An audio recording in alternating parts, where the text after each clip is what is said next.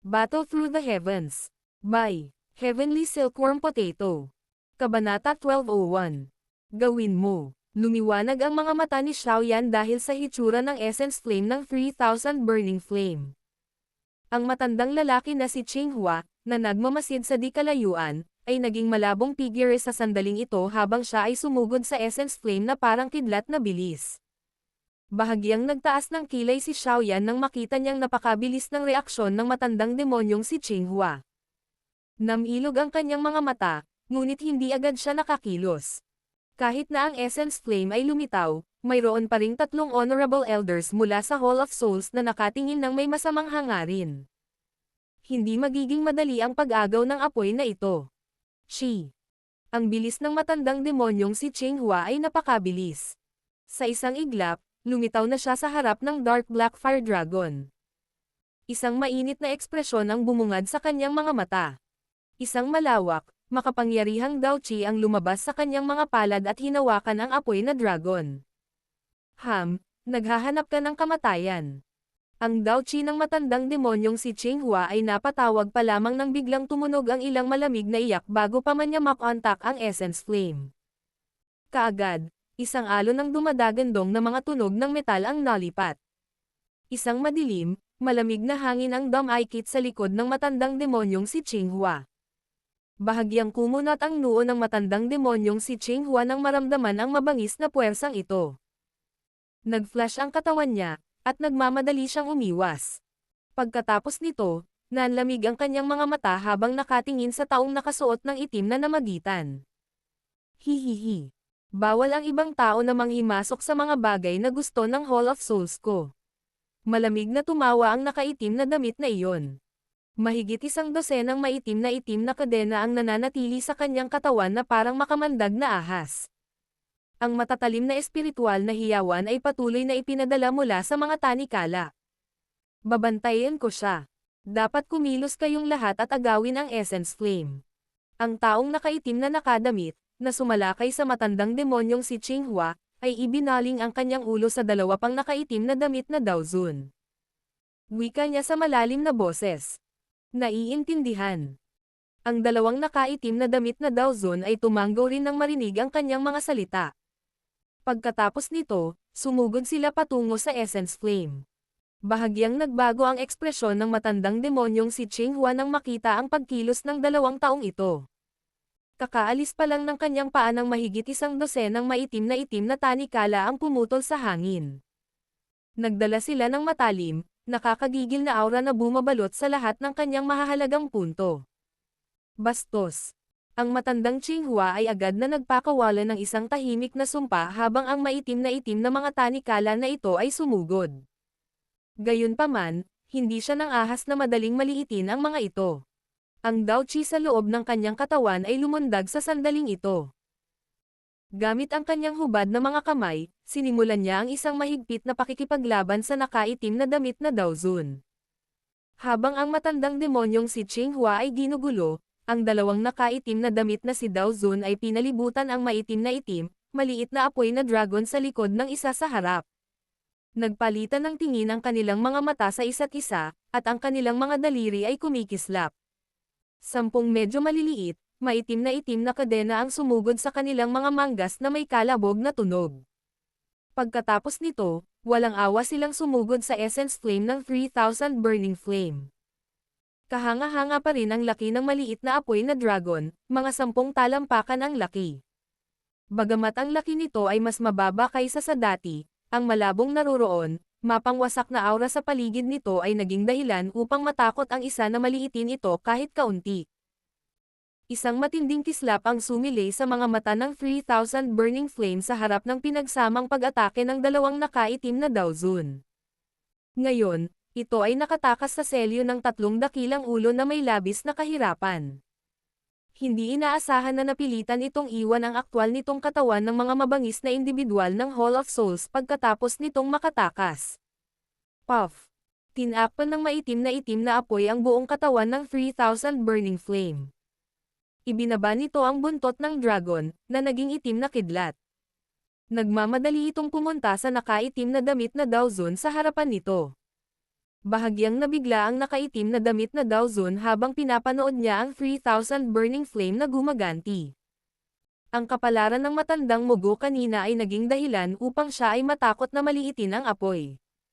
Agad niyang ibinaba ang manggas. Lumubog ang itim na ulap at ang di mabilang na bilang ng maitim na itim na kadena ay nagsama-sama. Para lang silang higanteng sawa ng marahas itong bumangga sa 3,000 burning flame. Klang klang klang. Ang marahas na banggaan sa pagitan ng magkabilang panig ay nagdulot ng mga sparks na bumaril. Kaagad, sunod-sunod na alon ng malinaw na mga tunog ng metal ang lumitaw. Ang mabangis na chain python ay tuluyang nahati matapos harapin ang pag-atake ng 3,000 burning flame. Napakalakas ng halimaw na ito. Bagamat ang puso nitong nakaitim na Daozun ay puno ng pag-iingat, ang pagbagsak sa pakikipag-ugnay ay medyo lumampas sa kanyang inaasahan. Agad na gumalaw ang kanyang mga yabag at nagmamadaling umatras ang kanyang katawan. Gayunpaman, nagpakita pa lang siya ng mga senyales ng pag-alis nang gumalaw ang espasyo. Ang maitim na 3,000 burning flame ay sumugod palabas ng kalawakan. Pagkatapos nito, sinamahan ito ng isang mapanirang aura na bumaril patungo sa posisyon ng puso ng nakaitim na damit na Daozun, tulad ng isang arrow na inilabas mula sa isang busog. Ang napakabangis na pag-atake ng 3,000 burning flame na ito ay pumukaw ng mabangis na aura sa puso nitong nakaitim na Daozun. Kailan pa siya napilitang malagay sa ganoong estado sa lahat ng mga taon na ito? Ang mabangis na aura na ito ay umusbong lamang sa kanyang puso nang biglang kinuyam ng nakaitim na damit na Daozun ang kanyang kanang kamao. Isang malawak, malakas, maitim na itim, malamig na hamog ang bumulwak sa kanyang katawan. Pagkatapos nito, ibinato niya ang isang walang awa na suntok. Bang! Ang suntok ay malakas na bumangga sa apoy na dragon. Isang malakas na pagsabog ang umalangaw-ngaw sa Star Region. Isang mainit na alon ng apoy ang lumipas sa paraang parang kidlat. Grog! Ang ekspresyon ng nakaitim na damit na Daozun ay halos nagbago kasunod ng banggaan ng dalawa. Isang subo ng matingkad na pulang sariwang dugo ang iniluwa. Pagkatapos ng banggaan na ito, sa wakas ay naunawaan niya kung gaano kakilakilabot itong 3,000 burning flame. Bagamat ang 3,000 burning flame ay hamin na pagkatapos makaranas ng iba't ibang labanan, ang lakas ng pagkalipol nito ay nagawa pa ring sirain ang kanyang depensa sa madaling paraan sa loob lamang ng isang iglap. Ang mga paanang nakaitim na damit na Daozun ay patuloy na umatras. Ilang sandali pa, sa wakas ay napatatag niya ang kanyang katawan sa medyo miserableng paraan. Natakpan ang mukha niya sa gulat. Hindi nakapagtataka na hindi man lang nakatanggap ng suntok si Old Mugo kanina. Ang mapanirang puwersang ito ay talagang napakahirap harangin. Bagamat malubhang nasugatan ang nakaitim na Daozun, ang maitim na apoy ng 3,000 burning flame ay naging mas madilim din.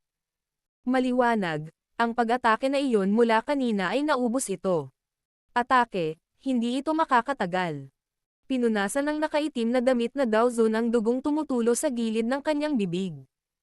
Nakita niyang biglang lumabo ang apoy sa katawan ng 3,000 burning flame. Isang kagalakan ang sumilay sa kanyang gulat na mga mata habang siya ay sumigaw sa kanyang kasama. Ang ibang Daozun mula sa Hall of Souls ay tumanggaw din nang marinig ito. Gayunpaman, pagkatapos ng naunang karanasan, mas naging maingat sila. Ikinumpas niya ang kanyang manggas at lumitaw ang hindi mabilang na bilang ng mga espiritu, na natatakpan ng itim na fog. Pagkatapos nito, lumundag sila patungo sa 3,000 burning flame mula sa lahat ng direksyon. Sa hitsura nito, sinadya niyang gamitin ang pagsabog ng kaluluwa para tuluyang maubos ang natitirang lakas ng 3,000 burning flame. Kahit na ang taktika na ito ay isang mabisyo, dapat sabihin na ito ay medyo epektibo. Sa ilalim ng akusasyon ng pagpapakamatay ng hindi mabilang na bilang ng mga espiritu, ang 3,000 nag-aapoy na apoy ay maaari lamang magpatuloy sa pag-iwas. Gayunpaman, ang malalim na itim na apoy sa katawan nito ay unti-unting namumutla. Lumilitaw na nagpapakita ito ng mga palatandaan ng pagbabalik sa uri ng lila itim na apoy ng nakaraan. Ang 3,000 burning flame ay nagpatuloy sa pag-iwas sa mga pagsabog ng kaluluwa habang ang isang galit na dagandong ay umalangaw-ngaw sa hangin. Nang makita ang eksenang ito, ang Old Mugu at ang nakaitim na damit na Daozun, na nagdusa ng malaking pagkawala sa mga kamay ng 3,000 Burning Flame, ay nakahinga rin ng maluwag. Kung ang apat na Daozun ay hindi makayanan ang 3,000 Burning Flame sa kabila ng pagkilos ng sama-sama, tiyak na sila ay mapaparusahan kapag sila ay bumalik. Si Xiaoyan sa di kalayuan ay napagmasdan ang 3,000 Burning Flame na pinilit na umiwas sa pamamagitan ng mga taktika ng mga Daozun mula sa Hall of Souls. Unti-unting naningkit ang kanyang mga mata. Sa kasalukuyan, nararamdaman niyang humihina ang 3,000 Burning Flame. Masama ang mga bagay. Hindi inaasahang magiging ganito kabagsik ang mga taong ito mula sa Hall of Souls. Gumagamit sila ng ganoong taktika para maubos ang lakas ng 3,000 Burning Flame. Kung magpapatuloy ito, malamang na mapunta sa kanilang mga kamay ang 3,000 Burning Flame. Si Qiuling sa gilid ay nagsalita sa malalim na boses na may hindi pangkaraniwang seryosong ekspresyon. Ang guro at ang iba pa ay hindi pa pinalaya ang kanilang sarili. Nagtaas ng kilay si Cao Ying at nagtanong. Ang Star Region na ito ay hindi kayang tumanggap ng napakaraming elite na Daozons. Sa orihinal, ang rehiyon ng bituin ay dapat na bumagsak kaagad pagkatapos pumasok ang mga taong ito. Gayunpaman, sa hitsura nito, ang tatlong pinuno ng asosasyon ay nagpapatatag nito. Sa tingin ko ay dapat nilang hatiin ang kanilang atensyon at makapasok sa lalong madaling panahon. Sagot ni Qiuling, ano ang dapat nating gawin? Ang 3,000 Burning Flame ay mukhang hindi na ito makakatagal. Mahinang tanong ni Chendan. Hayaan mo na ako. Ang biglaang pagtawa na ito ay naging sanhi ng pagkagulat ni Qiuling at ng iba pa. Agad na nabaling ang kanilang mga mata kay Xiaoyan, para lamang makita na may mukha itong puno ng ngiti. First Elder Qiuling, maaari ba kitang anyayahan na makialam at harangan si Old Mugu at ang iba pang nasugatan na si Daozun mula sa Hall of Souls? Lumingon-lingon si Xiaoyan habang nagtatanong. Malubhang nasugatan ang Old Mugu at ang nakaitim na damit na Daozun. Hindi mahirap harangan sila. Nag-alinlangan si Qiuling bago sumagot sa malalim na boses. Hihihi. Kung ganoon, kailangan kong problemayan si First Elder Qiuling tungkol sa kanilang dalawa. Ipaubaya sa akin ang huling Daozun mula sa Hall of Souls at ang 3,000 Burning Flames. Bahagyang tumawa si Xiaoyan. Ikaw. Kaya mo ba? Nagulat si Qiuling nang marinig niya ang mga salita ni Xiaoyan. Agad niyang tanong na medyo nagdududa. Bagamat wala siyang anumang komento tungkol sa kakayahan ni Xiaoyan sa pagpipino ng tableta, ito ay kasalukuyang hindi pagpipino ng tableta. Sa halip, ito ay isang tunay na labanan.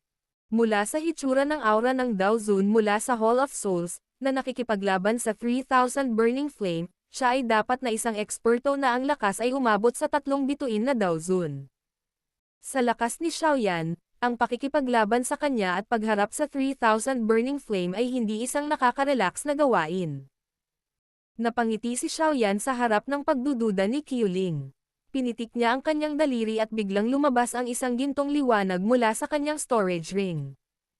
Pagkatapos nito, nag-transform ito sa isang gintong figure ng tao. Nakakagulat na ang Sky Demon Puppet ang nag-evolve pagkatapos makaranas ng maraming peel lightning. Nagulat si Qiuling nang makita itong Sky Demon Puppet na may gininto ang kinang. Dahan-dahan siyang tumanggo. Posible para sa kanya na makaramdam ng mahinang mapanganib mula dito. Dahil tiwala ka, iiwan ko sa iyo ang 3,000 Burning Flame at ang Daozun mula sa Hall of Souls.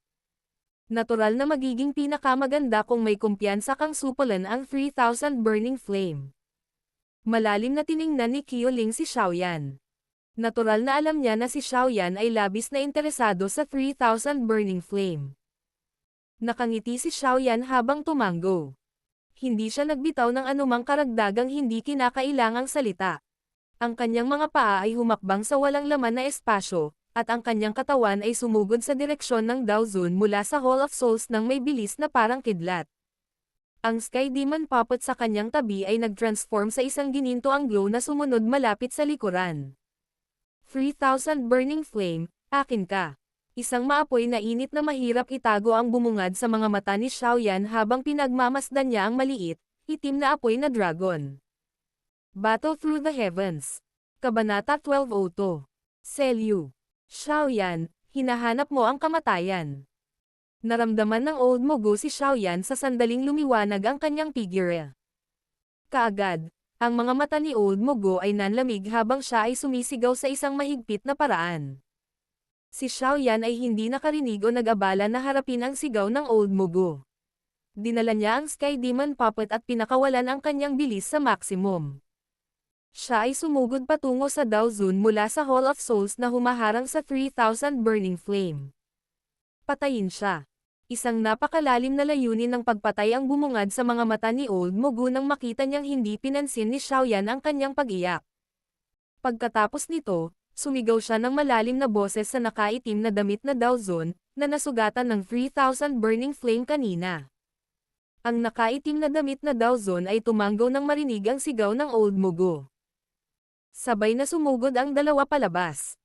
Ang kanilang malawak at makapangyarihang Dao Qi ay naging sanhi ng paglitaw ng mga alon ng alon. Qi. Kakagalaw pa lang ng katawan ng dalawa nang mag-distort ang espasyo sa harapan nila. Unti-unting lumitaw ang isang figure at humarang sa dalawang ito.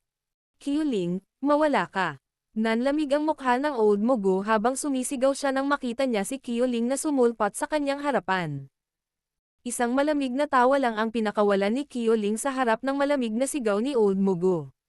Hindi siya nagbitaw ng anumang hindi kinakailangang salita. Ang Dao Qi sa loob ng kanyang katawan ay pinakawalan ng hindi pinigilan. Pagkatapos nito, gumalaw ang kanyang katawan, at nagmamadali siyang pumunta sa Old Mugu. Bahagyang nagbago ang ekspresyon ng matandang Mugu nang makitang nagmamadali si Qiuling. Sa kanyang kasalukuyang estado, hindi siya kalaban ni Qiuling. Agad na dumausdes ang kanyang mga mata sa nakaitim na damit na Dao Zun sa kanyang tabi. Iminungkahi niya sa malalim na boses.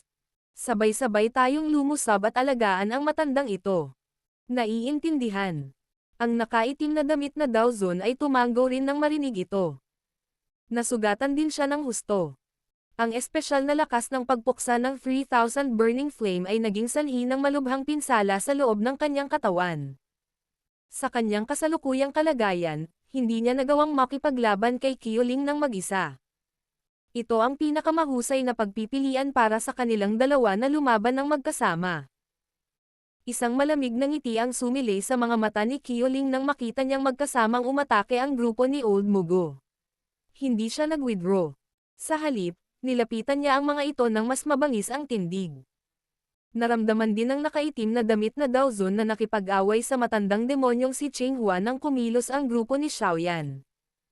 Mabilis na nagbago ang ekspresyon ng mukha niya habang sinusubukang tumakas sa labanan. Gayunpaman, ang matandang demonyong si Qinghua ay patuloy na ginugulo siya. Napakamalas. Nakilala ko ang matandang lalaking iyon na si Yao Chen noon nang naghahanap ng isang heavenly flame. Ngayon, nakilala ko ang kanyang alagad habang ginagawa ang parehong bagay. Kalimutan mo na ito. Marahil ang matandang ito ay hindi nagtataglay ng ganoong uri ng kapalaran. Sa pagkakataong ito, tutulungan ko ang maliit na batang ito dahil sa pakikipagkaibigan namin ni Yao Chen. Sinulyapan ng matandang demonyong si Qinghua si Xiaoyan, na sumugod patungo sa 3,000 burning flame. Tahimik siyang napabuntong hininga sa kanyang puso bago siya umabant. Pumalakpak ang Dao Qi habang mahigpit niyang hinahaplos ang nakaitim na damit na si Dao Zun. Isang tuloy-tuloy na itim na fog ang lumabas sa mga manggas ng huling Hall of Souls Dao Zun sa lahat ng direksyon. Ang loob ng itim na fog ay tila na puno ng hindi mabilang na bilang ng mga kaluluwa. Bumuhos sila na parang bagyo. Pagkatapos nito, sumabog ang mga ito sa katawan ng apoy ng 3,000 burning flame, na naging sanhi ng pag-ikot ng maitim na apoy. Sa lalong madaling panahon, itong 3,000 burning flame ay hindi na makakatagal ng mas matagal. Ang mga puso ng mga Dao Zun na iyon mula sa Hall of Souls ay nakahinga ng maluwag habang pinapanood nila ang umaatres na purple-black na apoy ng 3,000 burning flame. Gayunpaman, nang malapit na niyang ilabas ang isang kaluluwa para sirain ang sarili, isang hindi pangkaraniwang nakakatakot na hangin ang biglang lumitaw sa likuran niya, na naging sanhi ng pagbabago ng kanyang ekspresyon. Klang. Habang ang kanyang ekspresyon ay sumailalim sa isang matinding pagbabago, Ang mga damit sa kanyang likod ay napunit at ang itim na fog ay pinagsama sa isang kadena na marahas na lumabas. Pagkatapos nito, ang isang alon ng malinaw na metal na tunog ay umalangaw-ngaw sa hangin. Bang! Bagamat hinaranggan ng kadena ang pag-atake, niyugyug pa rin ng nalalabing puwersa ang Daozun na ito mula sa Hall of Souls hanggang sa umurong siya ng dalawang sunod-sunod na hakbang. Saka lang niya napatatag ang katawan. Madilim at malamig ang kanyang ekspresyon habang itinaas niya ang kanyang ulo, at nakita niya ang isang kulay gintong figure na nakatayo kung saan siya umatras. Brat, pagod ka na bang mabuhay? Inilibot ng Daozun mula sa Hall of Souls ang kanyang mga mata sa paligid. Nakita niya ang Sky Demon Puppet na nakatayo sa likod ni Xiaoyan habang tinanong niya ito sa malamig na boses. Atake. Dahan-daang sinulyapan ni Xiaoyan ang Daozun bago marahan na nagutos. Bang! Matapos tumunog ang kanyang boses, ang mga paa ng Sky Demon Puppet ay agad na tumulak sa walang laman na hangin. Naririnig ni Xiaoyan ang isang bahagyang nakaimik na tunog, at ang puppet ay lumitaw sa harap ng Daozun mula sa Hall of Souls ng may bilis na parang kidlat. Itinaas nito ang kanyang kulay gintong metal na kamao at lumikha ng nakakatakot na hangin na marahas na hamampas patungo sa ulo ng Daozun. Bahagyang nagbago ang ekspresyon ng Daozun mula sa Hall of Souls nang makita niya ang gumuhong espasyo kung saan dumaan ang kamao ng Sky Demon Puppet. Hindi siya naglakas loob na maliitin ito habang nagmamadaling ginamit ang lahat ng kanyang lakas para salubungin ito. Bang! Napangiti lang si Xiaoyan sa sandaling makita niya ang Daozun mula sa Hall of Souls na nakikipaglaban sa Sky Demon Puppet. Ang kanyang ulo ay bumaling sa 3,000 burning flame sa di kalayuan. Sa sandaling ito, medyo lumabo ang apoy sa katawan nito. Gayunpaman, natuklasan ni Xiaoyan na ang mga alon ng lakas ng bituin ay tumutulo mula sa nakapalibot na bakanteng espasyo. Pagkatapos nito, sila ay hinihigop ng 3,000 burning flame sa katawan nito. Kasunod ng pagbuhos ng lakas ng bituin na ito, unti-unting lumakas ang apoy sa katawan nito. Ito ay talagang karapat-dapat na maging isang walang kamatayang apoy. Nakaramdam ng kaunting pagsinta si Xiaoyan sa kanyang puso nang makita ang eksenang ito. Talagang may dahilan kung bakit ang 3,000 burning flame na ito ay tinawag na walang kamatayang apoy. Kung patuloy itong sumisipsip ng lakas ng mga bituin, malamang na mababawi nito ang lakas nito sa loob ng ilang sandali.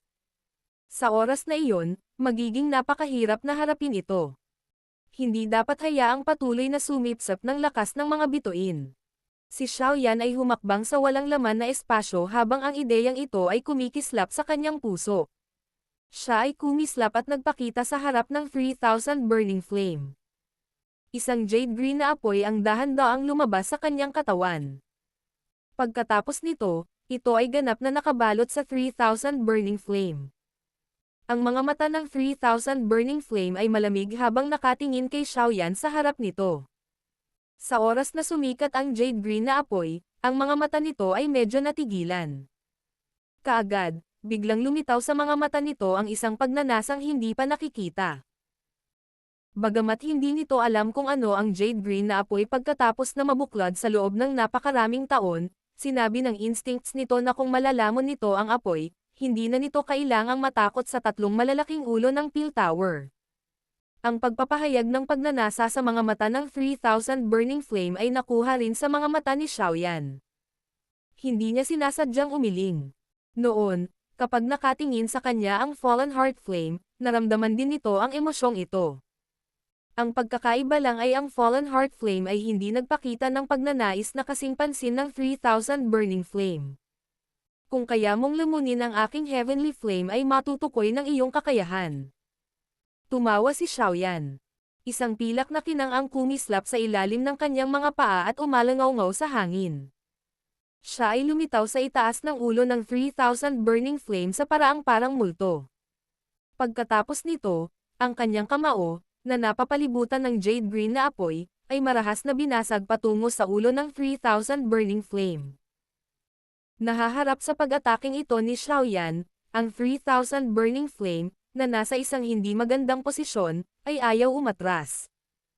Itinaas nito ang buntot ng dragon at malakas na binangga ang kamao ni Xiaoyan. Bang! Dalawang alon ng apoy ang nadiin sa mga arko habang nagbanggaan ang dalawa.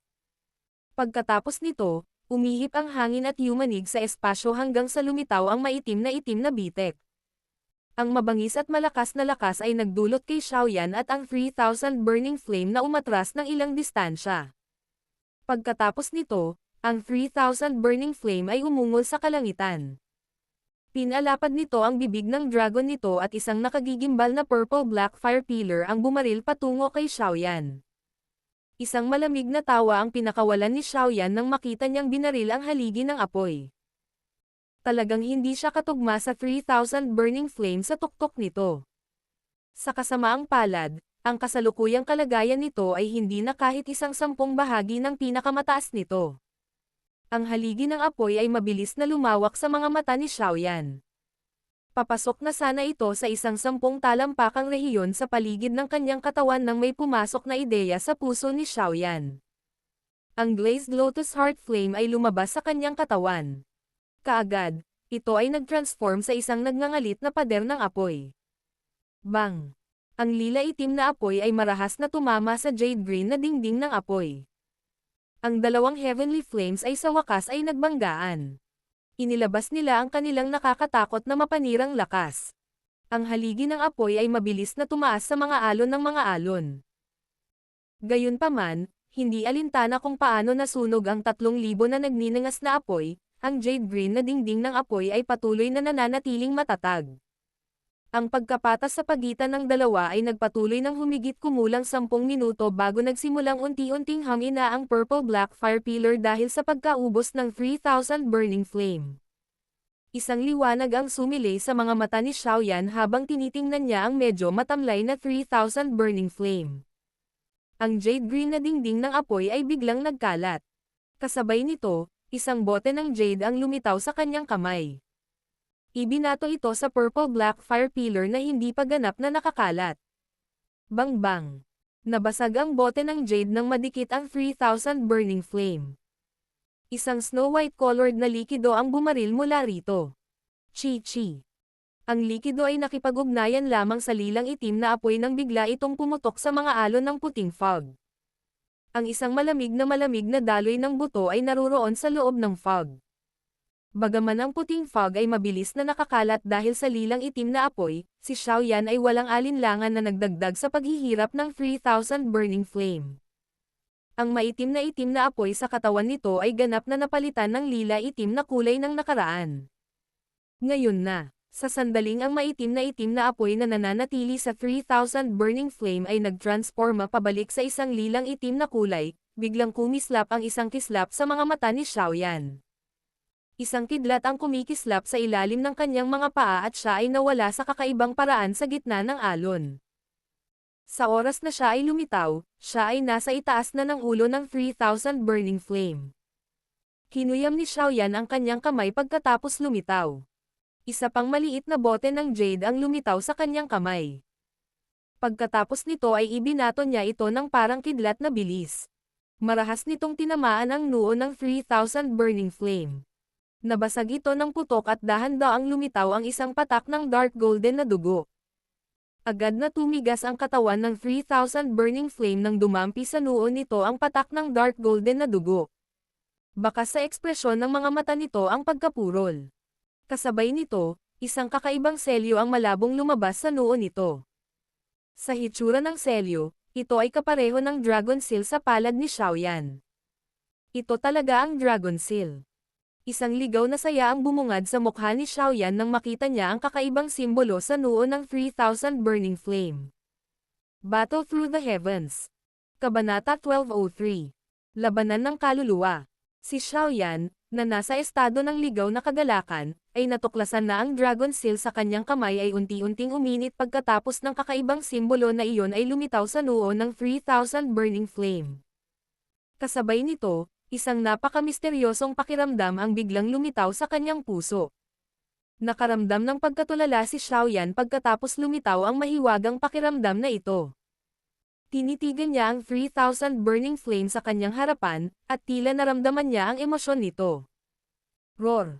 Ang 3,000 burning flame ay napurol saglit nang lumitaw ang simbolo, Ngunit muli nitong nabawi ang pagiging maingat nito habang si Xiaoyan ay nabigla. Sa sandaling ito, tila may naintindihan ito. Isang malamig, mabangis na kislap ang biglang kumislap habang matalim itong nakatitig kay Xiaoyan. Ang simbolo sa noo nito ay lalong lumiwanag. Nanlamig ang puso ni Xiaoyan nang makita niya ang mabangis na kislap na pumupuno sa mga mata ng 3,000 burning flame.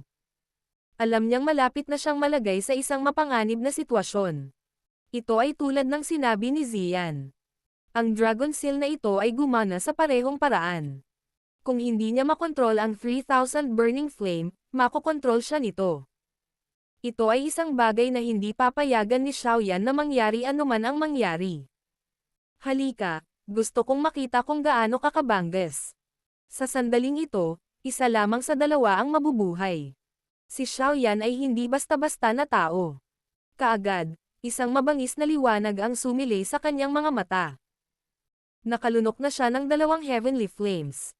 Hindi ba niya kakayanin itong 3,000 burning flame? Roar! Ang 3,000 burning flame ay nagtaas ng ulo at nagpakawala ng dagandong. Ang selyo sa noo nito ay biglang naglabas ng gintong liwanag. Ito ay parang isang nakasisilaw na gintong araw na sumikat sa loob ng Star Region. Kasunod ng pagkinang ng simbolo sa noo ng 3,000 burning flame, ang misteryosong damdamin sa loob ng puso ni Xiaoyan ay naging mas malinaw. Ilang sandali pa ay biglang nasilaw ang kanyang mga mata. Siya ay nawala sa isip. Nang muli siyang nagpakita, siya ay nasa isang lubhang banyagang espasyo. Ang espasyong ito ay napuno ng lila itim na apoy, at si Xiaoyan ay naruroon sa walang katapusang apoy na ito. Taong Hanggal. Isang galit na dagandong ng dragon ang biglang nalipat mula sa lilang itim na apoy. Isang mabangis na hangin ang umihip at isang di pangkaraniwang malaking dragon ay dahan-daang bumangon mula sa dagat ng apoy. Nanatili ito sa langit habang pinagmamasdan si Xiaoyan, na nakatayo sa dagat ng apoy. Nakatuon ang mga mata ni Xiaoyan sa malaking dragon sa loob ng lilang itim na apoy. Ilang sandali pa, nakalanghap siya ng mainit na hangin. Malinaw niyang naunawaan na ito ang espiritual na mundo ng 3,000 burning flame. Gusto nitong duminahin ang Dragon Seal at kontrolin si Xiaoyan sa proseso. Isang labanan ng kaluluwa. Itinaas ni Xiaoyan ang kanyang kamay. Sinulyapan niya ang medyo ilusyonaryong palad habang ang kanyang mukha ay walang awang tulad ng isang matandang balon. Isang ideya ang dumaan sa puso ni Xiaoyan. Isang malawak, makapangyarihang spiritual strength ang bumuo ng lotus seat sa ilalim ng kanyang katawan. Pagkatapos nito, naka-cross-legged siya. Ang kanyang maitim na mga mata ay nakatitig sa 3,000 na nagniningas na alab sa loob ng dagat ng apoy habang siya ay malamig na tumawa. Hayop, ipakita sa akin kung ano ang mayroon ka. Roar. Ang 3,000 burning flame ay agad na nagbuga ng galit na galit. Sa ilalim ng dagandong na ito, ang lilang itim na apoy sa loob ng puwang na ito ay tumalsik. Pagkatapos nito, lumundag sila patungo kay Xiaoyan mula sa lahat ng direksyon ng may napakakagulat na momentum. Ang ekspresyon ni Xiaoyan ay hindi pangkaraniwang kalmado nang harapin ang mabangis na pag-atake na ito mula sa 3,000 burning flame. Sa sandaling ito, hindi lamang sila nakikipaglaban sa kanilang mga kaluluwa, kundi pati na rin sa kanilang mga kalooban. Kung sino ang makakatagal hanggang sa wakas ang siyang huling mananalo. Ang mga taong ito ng pagsasanay ay nagpanday kay Xiaoyan sa isang hindi gumagalaw na bundok ng katigasan at katahimikan. Imposibleng masabi kung sino lang ang mamamatay sa kamay ng kaninong kamay kung talagang makikipaglaban sila. Ang lilang itim na apoy ay sumugod habang ang isang pabilog na jade green na fire barrier ay dahan-daang kumalat sa katawan ni Xiaoyan. Sa wakas, ang jade green na apoy ay nagbago sa isang bilog na takip na nakabalot sa kanyang katawan. Nagpakita siya na parang isang hindi gumagalaw na bundok kahit paano bumangga sa kanya ang lilang itim na apoy. Ang labanan na magpapasya sa kapalaran ng dalawa ay nagsimula pa lamang. Si Cao Ying at ang iba pa sa malayong bakanteng espasyo ay nagpakita ng mga mukha na puno ng pagkabalisa at pagdududa habang nakatingin sila sa malayo.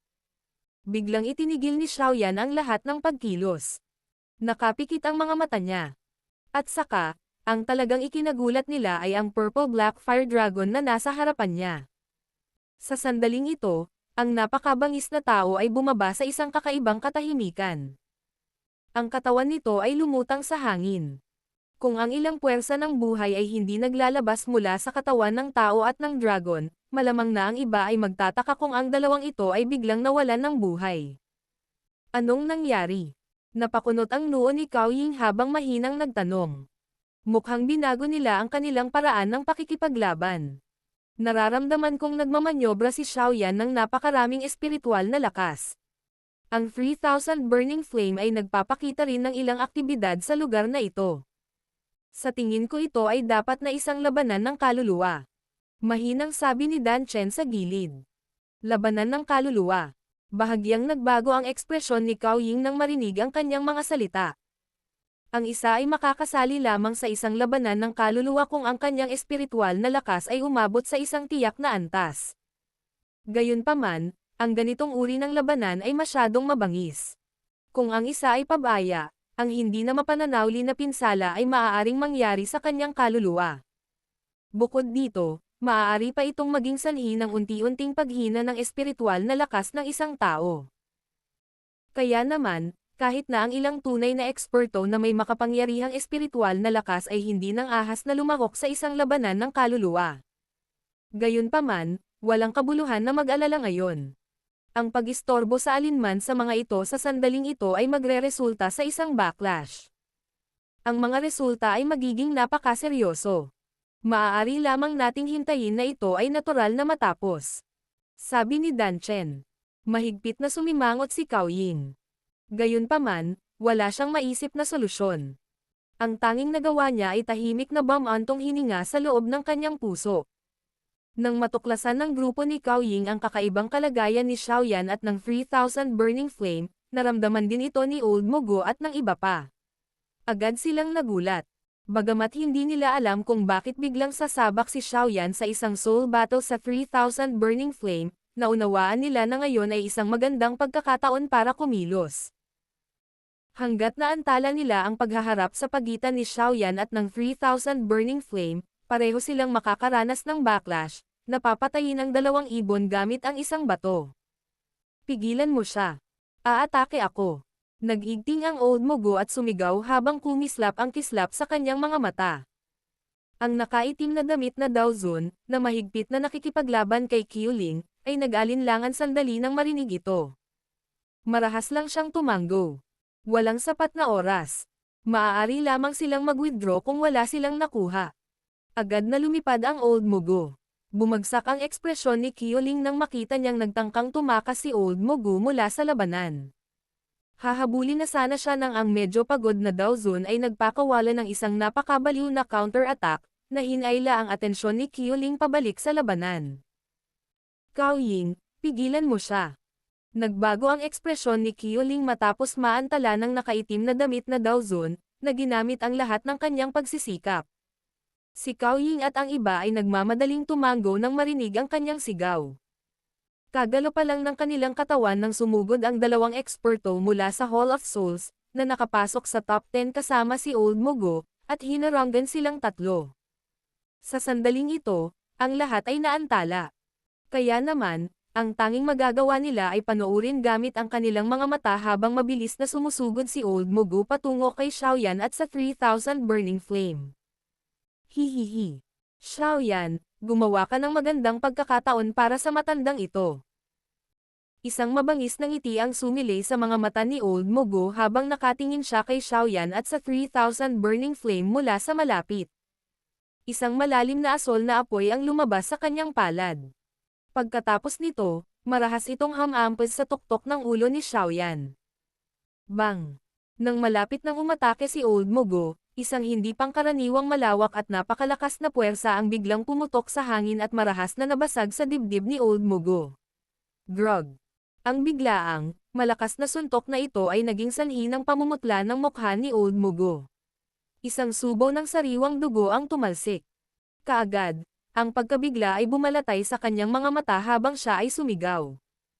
Zuan Kongzi. Ang Hall of Souls ay talagang kumikilos sa isang mahusay na paraan.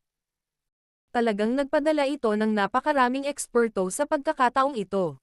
Ang matalas na boses ng Old Mugo ay tumunog lamang ng dahan-dahang umalangaw ang malamig na boses ng matatanda sa walang laman na espasyo. Isang bahagyang ripple ang lumitaw sa loob mismo ng kalawakan ng tumunog ang matanda na boses. Kaagad, dahan-dahang lumitaw ang isang figure. Nabigo ang pagkaantala sa labas. Maghiwa-hiwalay. Biglang nanliit ang mata ng Old Mugo nang makitang si Zuan Kongzi nga iyon. Nagtakip siya ng ngipin at agad na sumigaw. Dahil si Zuan Kongzi ay lumitaw, sila ay ganap na walang pag-asa. Katatapos lang ng sigaw ng mabilis na naglabas si Old Mugo ng isang kulay pilak na jade plate mula sa kanyang storage ring. Binasag niya ito ng walang pag-aalinlangan. Isang maringal na spatial strength ang lumabas at lumitaw ang isang dark black spatial crack. Kakapikita lang ni Zuan Kongzi nang ang natitirang 3 Daozun mula sa Hall of Souls ay nagbago ng husto. Hindi na kailangan ang paalala ni Old Mugo. Lumitaw ang kanilang mga jade plate, at mabilis na lumitaw ang ilang spatial crevice nang nabasag ang mga ito. Dahil dumating ka, mag-iwan ng souvenir. Isang malamig na ngiti ang agad na sumilay sa mukha ni Zuan Kongzi habang pinapanood niya ang 4 na Hall of Souls na Daozun na mabilis na tumatakbo. Naikuyong niya ang kanyang kamao at binasag silang 4 sa kalawakan. Grog. Tumama ang suntok niya sa kalawakan. Habang ang espasyo sa paligid ng kanyang kamao ay gumuho, 4 na hindi pangkaraniwang nakakatakot, hindi nakikitang mga imprint ng kamao ang tumagos sa mismong espasyo. Dumapo sila sa dibdib ng 4 na tao matapos lumitaw mula sa kakaibang direksyon. Kaagad, ang tunog ng pagbitak ng mga buto ay lumitaw. 4 na matingkad na pulang bula ng dugo ang iniluwa sa kanilang mga bibig kasama ang ilang mga basag na laman loob. Pagkatapos nito, ang kanilang mga katawan ay inilunsad sa mga spatial na bitek, gamit ang nakakatakot na puwersa sa mga kamao upang mawala. 4 na Daozun ang natalo sa isang suntok. Ang lakas na ito ay talagang karapat-dapat na maging isa sa 3 dakilang pinuno ng Peel Tower. Tinakat ni Zuan Kongzi ang 4 na Daozun mula sa Hall of Souls matapos lamang ipakita ang kanyang mukha. Magsasalita pa lang sana siya nang biglang nagbago ang ekspresyon niya. Posibleng makita ang hindi mapapantayang malaki, purple na dragon na namamaga sa sandaling ito. Ang lilang itim na apoy ay parang isang bulkan na patuloy na pumuputok. Ang 3,000 burning flame ay malapit nang pumutok. Kahit na sa pagiging mahinahon ni Zuan Kongzi, hindi niya maiwasang malanghap ng malumanay ang hangin habang tinitingnan ang mabilis na namamaga na katawan. Battle Through the Heavens. Kabanata 1204. Sumabog. Bang! Ang napakalaking katawan ng 3,000 burning flame sa Star Region ay mabilis na namamaga. Maraming libo talampakang malalaking lilang itim na apoy ang lumabas sa lahat ng direksyon mula sa ilalim ng kaliskis ng dragon. Sa isang kisap mata, nalampasan nila ang isang bahagi ng bakanteng espasyo. Bukod dito, sa hitsura nito, ang pagsabog ay malayong matapos. Ang malaking pagsabog ng apoy na ito ay naging sanhi ng bahagyang pagbabago ng ekspresyon ni Zuan Kongzi. Naramdaman niya na ang 3,000 burning flame ay tila naglabas ng lahat ng apoy na sinipsip nito sa loob ng maraming taon sa sandaling ito. Anong nangyari? Naningkit ang mga mata ni Zuan Kongzi. Bigla siyang lumingon sa kinaroroonan ni Xiaoyan, para lamang makita na siya at ang 3,000 burning flame ay bumaba sa katahimikan. Ilang sandali pa, tila may naintindihan si Zuan Kongzi. Ang kanyang ekspresyon ay unti-unting naging seryoso habang siya ay bumulalas sa malalim na boses. Ito ay isang labanan ng kaluluwa. Ang taong ito ay talagang masyadong matapang. Bang! Isang bahagi ng katawan na kabilang sa napakalaking dragon ang sumabog habang nagmumuni-muni si Zuan Kongyi. Isang hindi pangkaraniwang nakakatakot, lila itim na alon ng apoy ang dumaan na parang kidlat. Ang nasusunog na temperatura sa kalangitan ay naging sanhi ng pagiging dagat ng apoy sa loob ng Star Region. Nahati ang purple-black fire sea nang umabot ito sa 10 talampakang radius sa paligid ng katawan ni Xiaoyan at ang essence flame ng 3,000 burning flame. Nag-iwan ito ng lugar na walang apoy sa lugar na iyon bago sumugod sa malayo. Qiuling, dalhin mo sila at umalis ka muna. Naging mas seryoso ang ekspresyon ni Zuan Kongzi nang maramdaman niya ang nakakatakot na temperatura sa loob ng Star Region. Ang 3,000 burning flame ay sumisipsip ng napakaraming taon ng apoy. Nakakaloka ang lakas na pinakawalan nito. Maging siya ay hindi naglakas loob na manatili sa ganitong uri ng lugar ng napakatagal. Gaano man kalakas ang Dao Qi ng isang tao, napakahirap na protektahan laban sa temperatura ng 3,000 burning flame. Tinanggo ni Qiuling ang kanyang ulo na may seryosong ekspresyon nang marinig niya ang utos ni Zuan Kongli. Ikinaway niya ang kanyang manggas sa trio ni Cao Ying, at isang banayad na simoy ng hangin ang nagangat sa kanilang tatlo bago mabilis na sinugod sila sa direksyon ng paglabas ng Star Region. Guro, nariyan pa si Xiaoyan. Si Cao Ying, na pilit na hinihila, ay nagmamadaling sumigaw. Mahigpit na sumimangot si Zuan Kongzi. Nakatuon siya kay Xiaoyan, na nasa loob ng lilang itim na apoy. Ang mga apoy sa paligid ay lumitaw na maingat at hindi umaakyat patungo sa kanya. Gayunpaman, kung ang isa ay mananatili sa lugar na ito ng masyadong mahaba, ang temperatura ay sapat na mataas na ang isang piling Dao Zone ay hindi makakatagal. Dapat ko siyang pilitin na ilayo. Sa wakas ay nagdikit ang ngipin ni Zuan Kongzi matapos mag-alinlangan sandali ang kanyang puso. Bagamat ang pagsira sa kalagayan ni Xiaoyan ay magdudulot sa kanya ng pinsala, walang ibang pagpipilian. Sa lakas ni Xiaoyan, hindi niya kayang tiisin ng matagal ang ganoong kainit na temperatura. Gumalaw ang katawan ni Zuan Kongzi habang ang ideyang ito ay kumikislap sa kanyang puso. Pagkatapos nito, sumugod siya kay Xiaoyan. Lumitaw siya sa itaas ni Xiaoyan, at aktong kikilos pa lang siya ng isang gintong liwanag ang damaloy. Walang awa nitong hinampas ang ulo niya. Ang biglaang pag-atake na ito ay naging sanhi ng pagkunot ni Zuan Kongzi ng kanyang mga kilay. Ikinumpas niya ang kanyang manggas at nabangga ang golden light figure. Pagkatapos nito, pinilit niyang ibalik ang figure.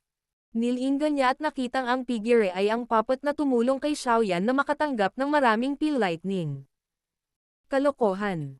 Kung titingnan ang sitwasyon, halatang itinuring siya ng Sky Demon Puppet bilang isang kaaway. Sa mga utos ni Xiaoyan, alam lang ng mababang katalinuhan ng Sky Demon Puppet kung paano matigas ang ulo na isagawa ang tungkulin nitong protektahan si Xiaoyan. Anumang mga aksyon na makakasama kay Xiaoyan ay titingnan bilang isang aksyon ng kaaway.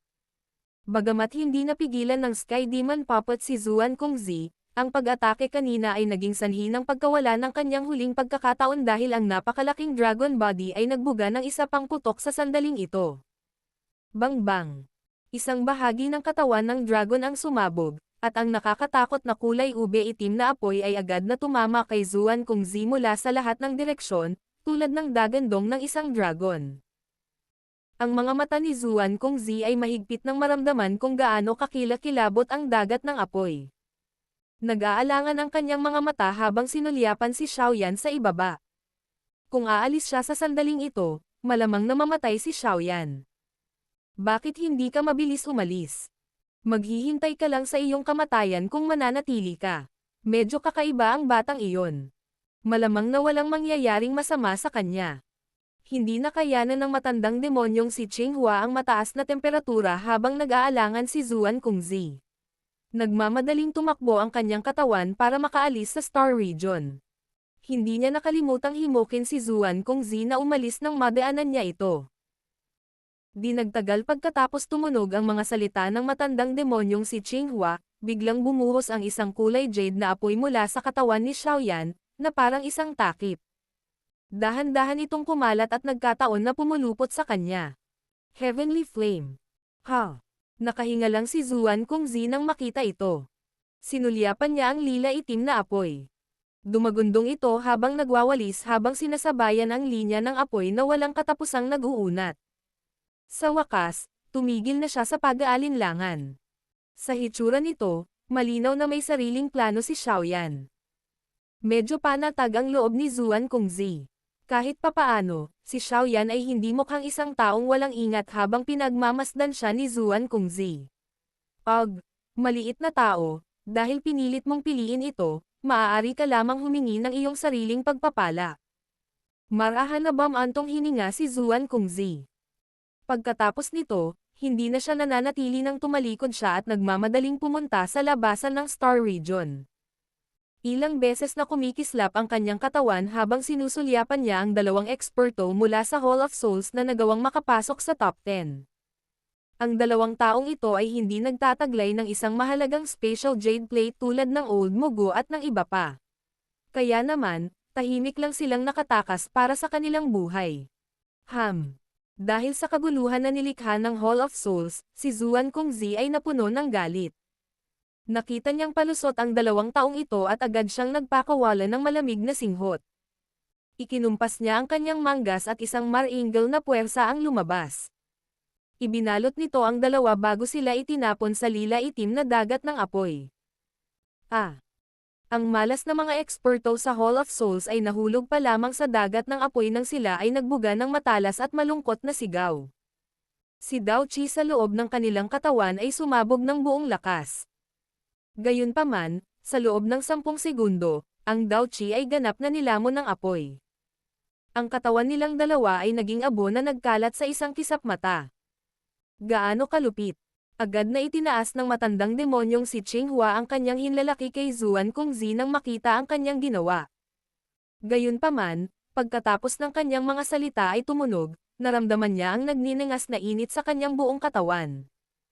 Kaagad siyang nagpakawala ng kakaibang sigaw at hindi na nang ahas na magtagal pa. Todo-todo siya at bumaril sa labasan ng Star Region. Lumingon si Zuan Kongzi at tumingin sa Purple Black Sea of Fire na kumalat sa buong Star Region. Isang pabilog, berdeng kulay na liwanag ang umaalingaw-ngaw na parang dahon ng puno sa isang malaking dagat. Walang nakakaalam kung kailan ito lulubog. Maliit na tao, ano man ang susunod na mangyayari ay depende sa iyong magandang kapalaran. Napabuntong hininga si Zuan Kongzi sa kanyang puso. Napatingin siya sa tuloy-tuloy na linya ng apoy na umaapaw. Gumalaw ang kanyang katawan, at sumugod siya sa labasan ng Star Region. Pagkatapos ng isang iglap, tumakas siya mula rito. Matapos makatakas ang huling tao mula sa Star Region, ang rehiyon ay naging patay na tahimik. Ang mga lilang itim na apoy ay kumakalat sa bawat bahagi ng Star Region na parang dagat ng apoy. Ang nakakatakot na temperatura ay nagdulot ng kahit na ang espasyo mismo ay nasira. Sa kasalukuyan, posibleng makakita ng ilang mga durog na bato sa loob ng Holy Pill City. Maliwanag, ang lugar na ito ay nakaranas ng isang malaking labanan kanina. Ang pilak na spatial na pinto ay nagiba-iba sa kalangitan sa itaas ng Pill Tower. Kaagad, maraming tao ang tumakas ng malungkot mula rito. Nagkaroon pa nga ng mainit, kulay ube itim na apoy na bumubulusok sa pintuan, na naging dahilan para mataranta ang mga nanonood. Isara ang Star Region. Kumikislap ang katawan ni Zuan Kongzi, at tumilapon siya mula sa malaking spatial na pinto. Sinulyapan ito ng kanyang mga mata, at nakita niya ang lilang itim na dagat ng apoy na mabilis na lumalapit. Lamambat ang ekspresyon niya habang umiiyak. Si Zuan Yi at Tian Lazy sa gilid ay nagulat nang marinig nila ang kanyang sigaw. Gayunpaman, nang makita ang seryosong ekspresyon sa kanyang mukha, hindi na sila nakapagsalita pa. Ang kanilang mga handsil ay nagbago at ang mga alon ng spatial ripple ay sumabog. Mabilis na naglaho ang malaki at pilak na pintong iyon. Bang! Isang alon ng lila itim na apoy ang tumalsik nang malapit nang mawala ang pilak na spatial na pinto. Sinunog nito ang ilan sa mga eksperto mula sa Pill Tower hanggang sa umatras sila. Kaawa-awang iyak ang lumabas sa kanilang mga bibig. Anong nangyari? Nagmamadaling nagtanong si Zuan Yi at ang isa pang dakilang ulo. Nagbago ang kanilang mga ekspresyon nang makita nila ang tagpong ito. Ang katawan ng 3,000 burning flame ay sumabog at ang lahat ng apoy na nasipsip nito sa loob ng maraming taon ay nagkalat. Sa kasalukuyan, ang Star Region ay malamang na isang dagat ng apoy. Kailangan nating palakasin ang selyo. Kung hindi, kung masira ang Star Region, ang Holy Pill City ay halos agad na malilipol. Same time na sumagot si Zuan Kongzi. Nagbago ang mga ekspresyon ni Zuan Yi at Tian Lazy nang marinig ang kanyang paliwanag. Ang 3,000 burning flame ay sumipsip ng lakas ng mga bituin sa hindi mabilang na bilang ng mga taon upang makabuo ng napakalaking katawan. Ngayon na ito ay ganap na sumabog, ang lakas nito na kahit na sila ay kailangang pansamantalang maghanap ng masisilungan. Tama, Nasaan si Xiaoyan? Lumibot ang mga mata ni Zuan Yi bago biglang nagtanong. Nag-alinlangan sandali si Zuan Kongzi bago sumagot. Nasa Star Region pa rin siya. Ano? Bakit hindi mo siya pinalabas? Ang ekspresyon ni Zuan Yi ay lubhang nagbago habang siya ay sumisigaw ng galit na galit. Siya ay nakikibahagi sa isang soul battle na may essence flame ng 3,000 burning flame. Maliwanag, balak niyang gamitin ang pagkakataong ito para pinuhin ito. Kung pilit ko siyang hihilahin, malamang na nasaktan ko siya. Napabuntong hininga si Zuan Kongzi. Mas mabuti nang mapahamak siya kaysa mamatay sa loob. Baka sa mukha ni Zuan Yi ang kanyang galit. Si Xiaoyan ay disipulo ni Yao Chen. Kung tataka si Yao Chen mula sa pagkabihag sa hinaharap at malaman na si Xiaoyan ay namatay sa loob ng Star Region ng Peel Tower, malamang na hindi na makikipag-ugnayan si Yao Chen sa Peel Tower dahil sa kanyang karakter. Baka dumating pa siya at humingi ng hustisya sa kanyang galit. Hindi mo kailangang maging ganito kabalisa. Bagamat si Xiaoyan ay nasangkot sa isang labanan ng kaluluwa, naramdaman pa rin niya ang mga pagbabago sa labas ng mundo. Dahil hindi niya piniling umatras, malamang na siya ay may sariling mga plano. Siya ay hindi isang walang ingat na tao. Si Tian Lazy sa gilid ay umaaliw. Mapait na tumawa si Zuan Kongzi at sinabing, "Relax, ang maliit na lalaki na iyon ay nagtataglay ng ilang heavenly flames. Kahit na ang 3,000 burning flame ay ganap na pumutok, wala itong magagawa sa kanya sa loob ng maikling panahon. Papasok tayo at ilalabas siya kapag ang rehiyon ng bituin ay naging mas kalmado. Sana ay wala tayong makitang tambak ng abo pagpasok natin sa oras na iyon." Hindi mo naman naiintindihan ang pagkatao ni Yao Chen. Ano ang hindi niya magagawa kapag siya ay galit? Tumingin si Zuan Yi sa lugar kung saan nagsara ang Star Region. Sa wakas ay iwinagayway niya ang kanyang manggas, tumalikod, at naglakad patungo sa Peel Tower na may matinding galit. Walang magawang umiling sina Zuan Kongzi at Tian Lazy nang makita nila ang kanyang bagyo. Battle Through the Heavens. Kabanata 1205. Pagkapatas. Ano ang sinabi mo? Ang 3,000 burning flame sa rehiyon ng bituin ay sumabog. Nasa loob pa rin si Xiaoyan.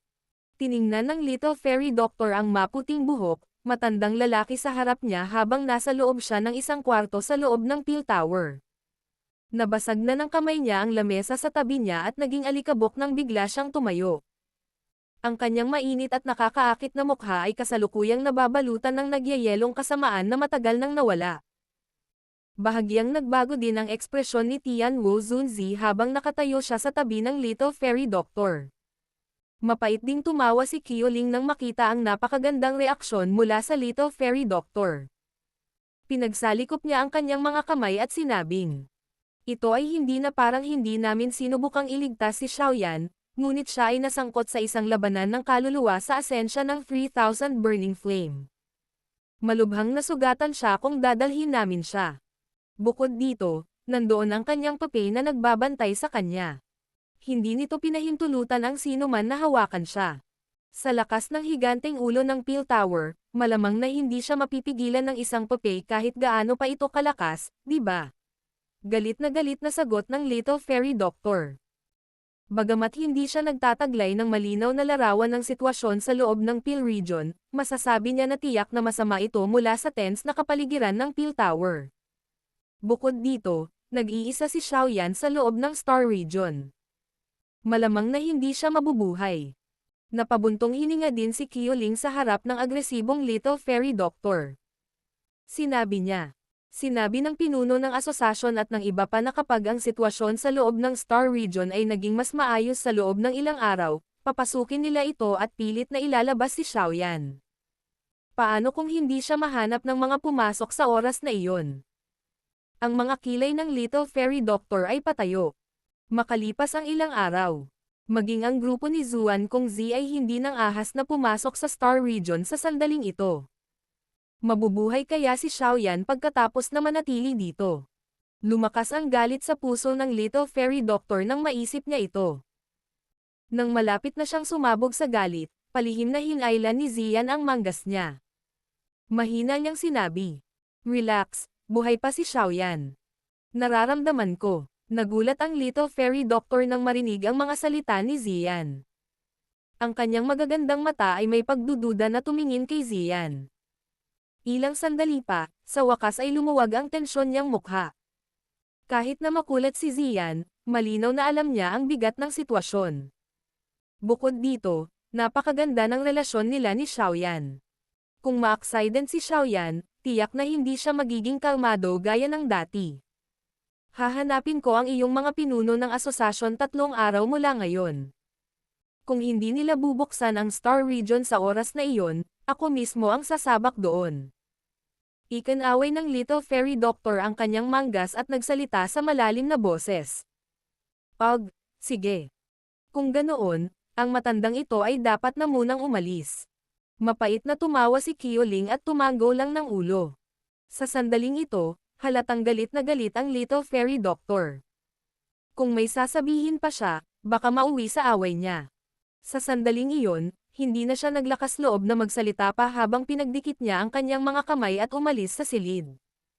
Paano mo siya mararamdaman? Hiwalay na siya sa atin. Nilinggan nila ang Little Fairy Doctor, tinitigan si Zian, at nagtanong kung kailan umalis si Qiuling. Nagtanim ako ng Dragon Seal sa katawan niya. Kapag may nangyaring aksidente sa kanya, mawawala rin ang Dragon Seal sa kamay ko. Binigay ni Zian ang kanyang maliit na kamay. Posibleng makakita ng kulay gintong selyo sa kanyang kamay. Sa sandaling ito, ang simbolo ay naglalabas ng mahinang gintong liwanag. Hindi lang nawala ang Dragon Seal kundi naglalabas pa ito ng gintong liwanag. Nangangahulugan ito na medyo maayos na ang kanyang kalagayan, at wala sa anumang panganib ang kanyang buhay. Ipinaliwanag ni Zian ang selyo sa seryosong tono. Naramdaman na lang ng Little Fairy Doctor na bumagsak ang mabigat na batong dumidiin sa kanyang dibdib matapos makita ang selyo. Saglit siyang nag-isip bago tumangala ang mga mata sa langit sa labas ng Peel Tower. Sa sandaling ito, napakaraming eksperto mula sa Peel Tower na mahigpit na nagbabantay dito. Kahit na ganito ang kaso, hindi ko mapapayagan si Xiaoyan na manatili sa lugar na iyon ng mag-isa. Kung hindi siya lumabas pagkatapos ng 3 araw, kukunin ko ang 3 dakilang pinuno ng Peel Tower na buksan muli ang rehiyon ng bituin anuman ang mangyari. Habang ang labas ng mundo ay medyo magulo dahil sa pagsabog ng 3,000 Burning Flame, ang loob ng Star Region ay hindi pangkaraniwang tahimik. Ang mga lilang itim na apoy ay nananatili sa bawat sulok ng Star Region, tumataas at nagniningas. Ang buong Star Region ay parang isang napakalaking pagan. Hindi ka pani-paniwalang mainit ang hangin. Ang mga ordinaryong eksperto ay malamang na maglalabas ng putok at mag-autoinite sa isang bowl ang apoy kung malalanghap pa nila ang hangin ito. Ang pagsabog ng 3,000 Burning Flame sa pagkakataong ito ay talagang naging isang nakamamatay at ipinagbabawal na lugar ang rehiyong bituin na ito.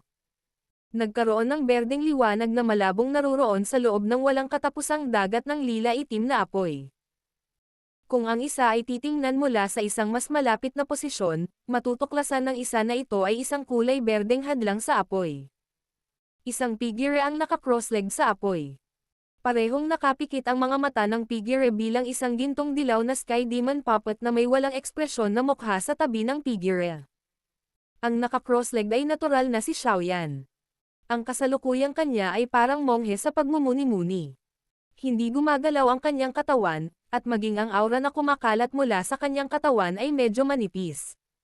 Sa isang sulyap, siya ay parang isang taong nasa bingit ng kamatayan. Ang lugar na ito ay isang walang laman na puno ng lilang itim na apoy, na naging dahilan upang hindi ito naiiba sa Star Region. Gayunpaman, ang tanging kakaiba ay ang lugar na ito ay hindi kasing tahimik ng mundo sa labas. Sa halip, paminsan-minsan ay may galit na galit at tunog ng apoy na sumasabog. Kung sinundan ng isa ang tunog ng mga pagsabog at tumingin sa ibabaw, makikita ang isang bilog, berdeng apoy na kumakalat. Ang loob ng fire barrier ay nagsiwalat sa medyo ilusyon na katawan ni Xiaoyan na nakaupo sa isang lotus seat na nabuo ng berdeng apoy. Hindi gumagalaw ang katawan niya. Walang pagbabago sa kanyang ekspresyon sa kabila ng pagpupumiglas at pag-strafe ng purple-black fire dragon. Bang-bang! Maraming malalaking purple-black fire pillar ang marahas na bumangga sa jade-green fire barrier, na naging sanhi ng pagbabago-bago ng barrier at bumuo ng maraming ripples. Gayunpaman, sa huli ay hindi nagawang basagin ng mga haligi ang hadlang ng apoy. Habang tao, naglakas loob kang makipagkompetensya sa buhay at kamatayan na labanan sa akin. Ang mga kuta ng fire barrier ay hindi nasira kahit na matapos ang mahabang panahon. Bukod dito, ang nakapalibot na nakakatakot na temperatura ay tila hindi nakakaapekto kay Xiaoyan. Ang 3,000 burning flame ay hindi sinasadyang naging medyo irritable. Sa hindi malamang dahilan, malabo nitong naramdaman na tila humihina ang lakas nito sa agos ng panahon. Bukod dito, ang nakakagulat ay ang lakas ni Xiaoyan sa loob ng fire barrier ay tahimik na tumataas sa napakabagal na bilis. Parang ang lakas sa loob ng katawan nito ay inililipat sa katawan ni Xiaoyan sa hindi kapani-paniwalang paraan. Maaaring napakabagal ng ganitong uri ng paglipat, ngunit nangyayari ito. Kung magpapatuloy ang ganitong uri ng pagkahapos sa mahabang panahon, sa malaot madali ay hindi nito mapipigilan si Xiaoyan. Sa oras na iyon, naunawaan nito na magsisimula ang paghihiganti ni Xiaoyan. Ang ganitong uri ng pagbabago ay naging dahilan upang ang 3,000 burning flame ay hindi mapalagay at magagalitin. Gayunpaman, hindi alintana kung paano ito sumigaw at umatake. Patuloy na nagtago si Xiaoyan sa likod ng fire barrier na parang pagong sa shell nito. Hindi siya gumawa ng anumang counter-attack. Rumble. Ang pangangati ay naging sanhi ng 3,000 burning flame na lumaki ng hindi pangkaraniwang ligaw at marahas. Nawala ang lahat, hinihimok ang apoy na sirain ang hadlang ng apoy. Gayunpaman, ang mga epekto na natamo nito ay naging dahilan upang lalo itong maging mabangis at marahas. Naramdaman ni Xiaoyan ang dahilan kung bakit ang 3,000 burning flame ay nagiging wild at mas marahas. Naglalaho kasi ang lakas nito kasabay ng agos ng panahon. Bukod dito, ang lakas nito ay unti-unting dumadaloy sa katawan ni Xiaoyan. Ang ganitong uri ng mahiwagang bagay ay dapat na nauugnay sa selyo ng dragon. Katulad ng nabanggit ni Zian. Ang Dragon Seal na itinanam niya kay Xiaoyan ay may mas mataas na kalidad kaysa sa Dragon Seal ng 3,000 Burning Flame. Maaaring ito ang dahilan kung bakit ang lakas nilang dalawa ay nagpakita ng senyales ng paglakas at panghihina ayon sa pagkakasunod. Matapos maunawaan ang puntong ito, nagpahinga si Xiaoyan. Sa kanyang kasalukuyang lakas, imposibleng masupol niya ang 3,000 Burning Flame. Sa kabutihang palad, sa kanyang mga depensa, ang mahinang essence flame na ito ay walang magagawa sa kanya. Ang kailangan lang niyang gawin ngayon ay maghintay ng tahimik. Kapag ang lakas ng 3,000 burning flame ay lumipat na sa kanyang katawan, magagawa niyang ibalik ang sitwasyon at masupol ito sa isang pagtatangka. Ito ang tanging pagkakataon na kailangan ni Xiaoyan na magtagumpay. Kahit na ang kaunting kawalang ingat ay magdudulot sa kanya ng pagkawala ng pagkakataong ito at maging dahilan upang maging miserable ang sitwasyon. Si Xiaoyan ay hindi sinasadya at malamig na nanginig sa sandaling naisip niyang kontrolin ng 3,000 burning flame pagkatapos niyang mabaygo. Mas mabuti pang mamatay na lang siya. Kaya naman, hindi siya dapat magpatalo anuman ang mangyari. Bagamat ang bilis na ito ay mangangailangan ng mahabang panahon bago siya makakuha ng lakas upang kontrahin ang pag-atake, ito lang ang magagawa niya. Hanggat pinapakalma niya ang kanyang puso, tiyak ang tagumpay. Pagkatapos ng mga taon ng pagsasanay, ang pakiramdam ng pagkainip ay natural na hindi lalabas kay Xiaoyan sa ganoong kritikal na sandali. Ang lahat ay tumagilid sa paraang pumabor kay Xiaoyan. Ang kailangan lang niyang gawin ay maghintay hanggang sa araw na siya ay ganap na sumabog. Walang konsepto ng oras sa loob ng espiritual na espasyong ito. Kaya naman, hindi alam ni Xiaoyan ang daloy ng oras. Ang tanging alam niya ay ang 3,000 burning flame ay humihina sa araw habang siya ay lumalakas. Sa unti-unting pag-agos ng panahon, maging ang pagkairita sa mga mata ng 3,000 burning flame ay unti-unting nagpahayag ng takot kasunod ng kakaibang pagbabagong ito. Alam din nito na kapag naantala ang mga bagay, mas hindi pabor ang sitwasyon para dito. Gayunpaman, kahit na ito ay nauwi sa hindi sinasadyang pakiramdam na walang magawa sa harap ng pagtatanggol ng tortoise shell ni Xiaoyan.